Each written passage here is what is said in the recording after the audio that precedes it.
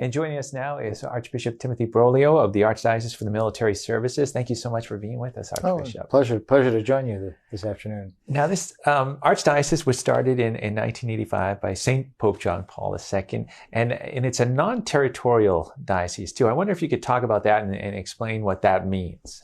Well, basically, most dioceses are organized so that the membership is determined by where you live. For the Archdiocese for Military Services, it's determined by who you are. Okay. So the Archdiocese assures pastoral care for active duty military of the 5 branches and their families, students at the military academies, and of course, obviously, anyone that's part of the staff or the faculty of those academies, patients in veterans hospitals, of which there are 153 throughout the United States, one in Puerto Rico and one in Guam. And then this third category is a little more difficult, but it's anyone who works for any Catholic who works for the U.S. federal government outside of the borders of the United States. So diplomats, Department of Defense teachers, federal contractors, they would also all be subjects of the Archdiocese for the Military Services. Wow. And just saying all of that sounds like a big scope. It is, because it's worldwide. It's about 1.8 million people, which would put us, somewhere in the top dioceses in the United States. But the challenge is the fact that they're all over the world. Yeah. And I was going to touch on that too. Some of the challenges, such as that all over the world. Maybe some of the benefits to having a worldwide archdiocese, I guess, as well. Benefits are certainly the exposure and the opportunity to announce the gospel in many, many different circumstances.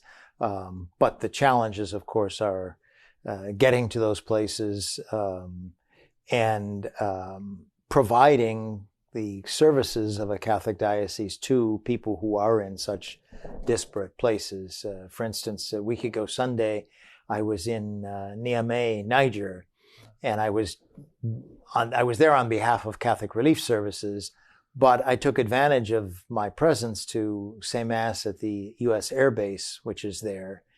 That's a very, very remote location, and it's certainly not something one would visit on a regular basis.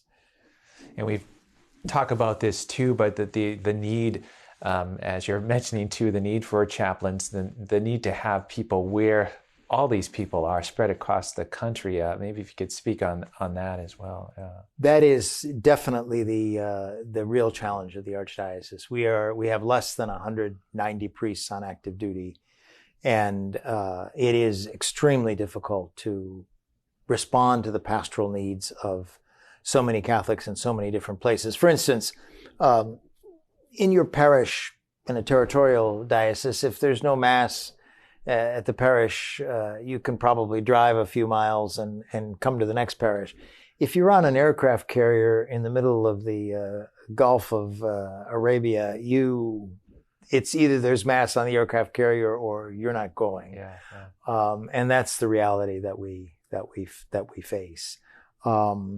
There are no chaplains at all on submarines, so there we use Catholic leaders to at least gather the Catholic community for liturgy of the Word, so that there's at least some contact with the community of faith.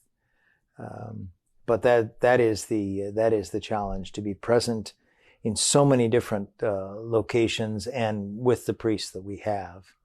Is there any a skill or a type of priest that is good as a chaplain, or how does that kind of play into things as well? That's a good question, because in addition to being a good priest, which we hope most are, you also have to be physically fit. You have to fall into the age bracket, so you have to be under 62 years of age in order to serve as an active duty military chaplain.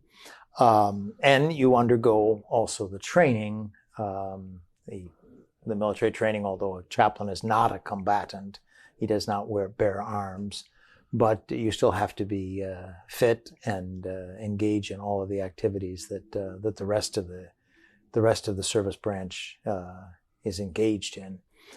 So that's a challenge. I think also you need an ability to be by yourself, because in general, sometimes the army will have two priests at the same place, but in general, you're going to be the only Catholic priest wherever you're assigned. So that demands a certain amount of stamina as well.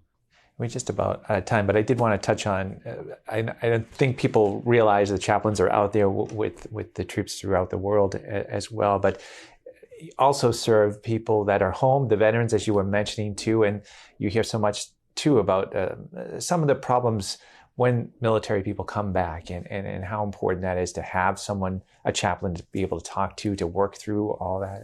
It's very important. And I think also sustaining the community while the family member is gone is also very important.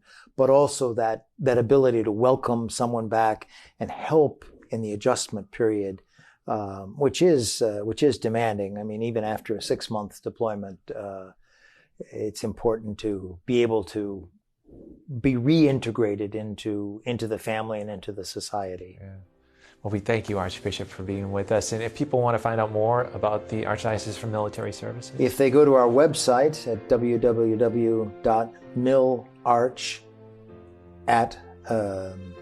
millarch.org, there's quite a website with a great deal of information. All right. Thank you so much, Archbishop. You're very welcome. Pleasure to be with you.